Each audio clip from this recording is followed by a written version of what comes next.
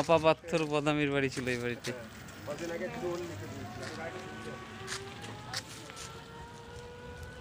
শুধু দুষ্টামি করতে আসতে এখানে অপার পার্থ, বুড়ো পার্থ।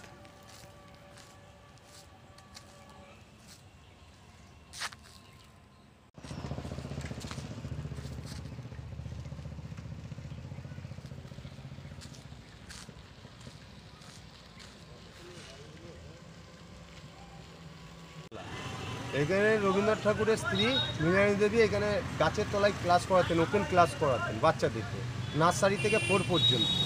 আর এই যে ওপেন এই জায়গাগুলো, বেদিগুলো আছে, এই বেদিগুলোর মধ্যে মাস্টাররা বসেন চেয়ারগুলোতে, আর নিচে ছাত্ররা বসেন।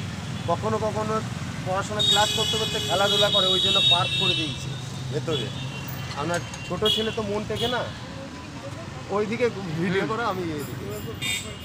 হ্যাঁ, সেন্ট্রাল গভর্নমেন্টে এখন দেখাশোনা করে সেন্ট্রাল গভর্নমেন্ট। আর পরপর ওই 3টে মাটির বাড়ি দেখছেন, ওই বাড়িগুলো হচ্ছে আপনার দেহুলি বাড়ি বলে ওইটাকে। মৃণালিনী দেবীর স্ত্রী যখন, রবীন্দ্রনাথের স্ত্রী যখন মৃণালিনী দেবী মারা গিয়েছিলেন, তখন দেহটা কিছুক্ষণের জন্য ওইখানে রাখা হয়েছিল, ওই জন্য বাড়িটার নাম দেহুলি বাড়ি। আর এই বাচ্চাদের ড্রেস হচ্ছে আপনার হলুদ পাঞ্জাবি, সাদা পাজামা। আর মেয়েদের ওই ভেতরে দেখুন এখনো আছে ক্লাস হচ্ছে। আর ভেতরেই আপনার ছাতিমতলার যে মাঠটা থেকে দোল উৎসবটা হয়, এই রাস্তাটা দিয়ে খেলতে খেলতে আশ্রম মাঠে যায়। প্রথম পেজেই কালো রঙের ছবি দেওয়া আছে। হ্যাঁ, 2 এর বইটাতে দেখবেন কালো রঙের পেজটাই এই বট গাছের ছবি। এইটা সেই কুমোরপাড়ার গরুর গাড়ি বজায় করা কলসিহারি। হ্যাঁ, ওই কবিতাটা রবীন্দ্রনাথ ঠাকুর এখানে লিখেছিলেন। এইটা তিলপাহাড়ি এই কারণেই নাম, 3টে স্টেপে করা আছে দেখুন। এইটা রবীন্দ্রনাথ ঠাকুর 12 বছর বয়সে বাবার সঙ্গে কুপাই নদী হাঁটতে যায়। ওইখানে হাঁটতে যাওয়ার সময় আপনার একটা বট গাছের চারা, 3টে ছোট ছোট লুড়ি পাথর পকেটে করে ভরে নিয়ে এসেছিলেন। সেই বট গাছটাই এখানে বসেছিলেন, ওই জন্য এর নাম হচ্ছে তিলপাহাড়ি বট গাছ।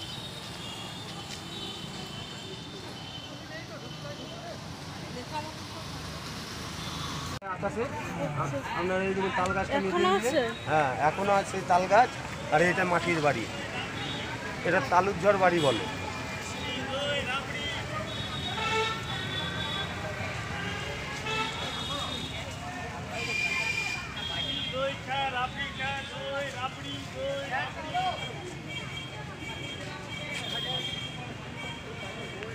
এটা রবীন্দ্রনাথ ঠাকুরের বাবার বানানো।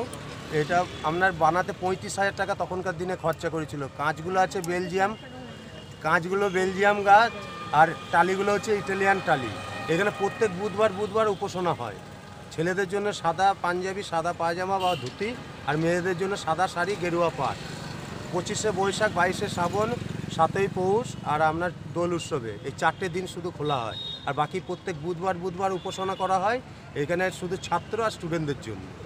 বাইরে সাধারণ পাবলিক ঢুকতে পারে না, ওই তো 4টে দিন ঢুকতে পারবে সাধারণ পাবলিক। গাছ আছে, এগুলো চন্দন গাছ, ছোটো ছোটো।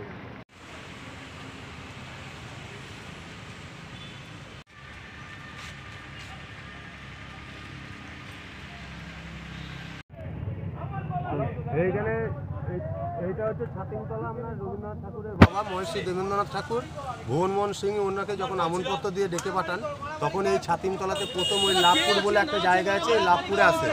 ওই লাভপুর থেকে আসার পর ওই জলপথ দিয়ে আসেন, তো ওই জন্য পালকিতে করে ওনাকে আনতে পাঠায় ভুবনমোহন সিং।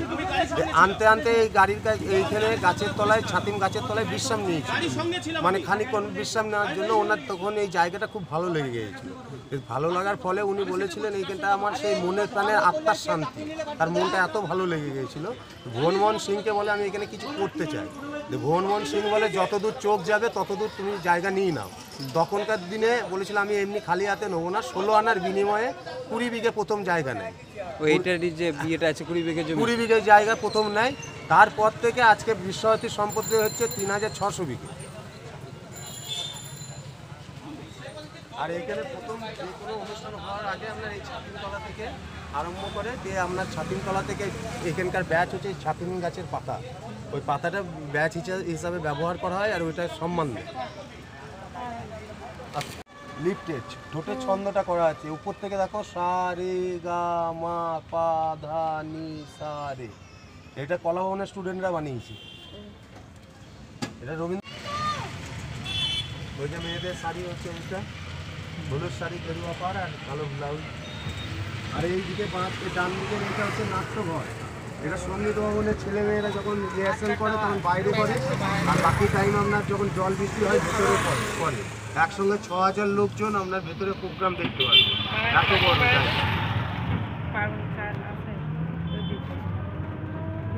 তুলে ধরেছে, এই ইট দিয়ে তৈরি করেছে। ইগলু বাড়িটা হয় আপনার লেদার দিয়ে, চামড়া ইয়ে দিয়ে কাপড় দিয়ে হয়, সেটা এরা ইট দিয়ে তৈরি করে তুলে ধরেছে যে ইগলু বাড়ি এই ধরনের হয়। আর ইগলুর গেটটাও ছোট হয়। দেখুন স্বামী স্ত্রী, মাথায় মেয়েটা ঝুড়ি আর তালায়। তখনকার দিনে এরকম করে মানুষে এই প্রান্ত থেকে ওই প্রান্তে যেত বাঁকে করে, বয়স্ক মানুষদেরকে বাঁকে করে নিয়ে যেত। আর ওর সামনে দেখুন ছেলেটা, স্বামী স্ত্রী, তার ছেলে, আর পেছনে মালপত্র বাঁকে, আর কুকুরটা রাস্তা দিয়ে পথ দেখিয়ে নিয়ে যাচ্ছে। এটাকে বলছে সাঁওতালি পরিবার। আগে যখন গাড়ি ঘোড়া ছিল না তো সব মানুষের। আর এটা হচ্ছে কলের বাঁশি। এই মূর্তিটার নাম মা মাসি ছুটে যাচ্ছে, মাথায় জলের কলসি, আর পেছনে ছেলেটা আঁচল ধরে ঝুলছে। এটাও রামকিঙ্কর বেগের বানানো। এই মূর্তিটার নাম হচ্ছে কলের বাঁশি। হুইসেল মারতো বাঁশি, স্মৃতি শুনে তাকে ছুটে দিয়ে যাচ্ছে, ওই চিত্রটাকে ধরেছে রামকিঙ্কর বেগ। আর ভেতরে হচ্ছে কালো বাড়ি, ব্ল্যাক হাউস, কলা ভবনের ভেতরে। এইখান থেকে দেখতে হবে, দেখো গোটা মাটির বাড়ি। মাটির বাড়ির মধ্যে এই দেয়ালটায় পেন্টিং করা আছে। বানাতে মারা গিয়েছিলেন, ওই জন্য মন্দিরটা তৈরি করতে পারেনি, ওই জন্য এর নাম অসম্পূর্ণ মূর্তি।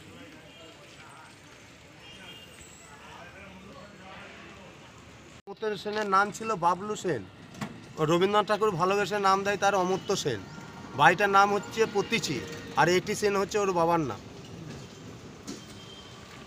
এই 1.5 মাস আগে আপনার এসেছিল, করোনা হয়েছিল, এই তখন এইখানটায় আমরা ক্যাম্প, পুলিশ ক্যাম্প ছিল, ভেতরে ছিল। এখন কেয়ারটেকার থাকে। যে কৃষি অর্থনৈতিক গবেষণা কেন্দ্র নিয়ে আপনার নোবেলটা পেয়েছিল, তার অফিসে ওর ঘরের সামনে বানিয়ে দিয়েছে। ওই যে এলাকা আছে কৃষি অর্থনৈতিক গবেষণা কেন্দ্র।